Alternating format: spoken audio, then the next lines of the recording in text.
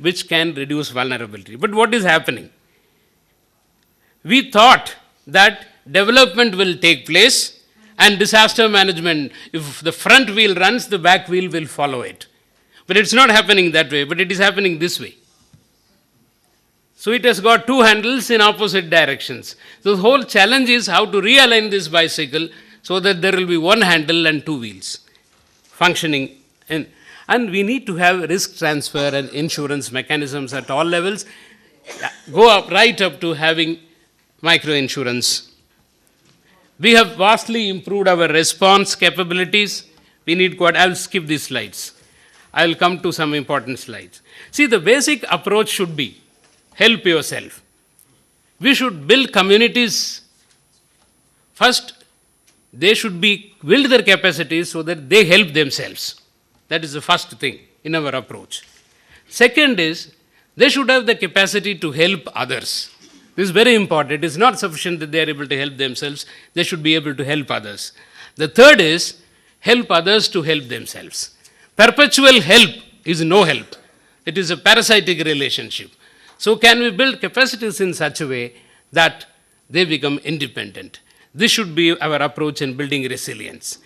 Now we will come to this Sendai targets and this question of SGD, reducing the number of deaths per 10,000 or 1 lakh, whatever it is. So my question is, if you say 70% of the people will be saved, who are those 30% who will not be saved? The whole politics, the whole game lies there. Which 30% is not going to be saved? Perhaps you understand my question. Which 30%? Shall we say 70% of the poor people will be saved? What will we say? See, this targets reducing the number of deaths per 1 lakh. Is it sufficient? Or we should say proportionately reducing the number of deaths in below PPL by a particular percentage. Should we look at it? We have to think about all those things. Then we don't have a database. Whatever you have, 1 lakh, 10,000 you have, whatever you feel like having. But where is the database? We need to build today we depend on CRED database. Some 3 researchers sitting in Europe, they are giving the figures for disaster losses in India.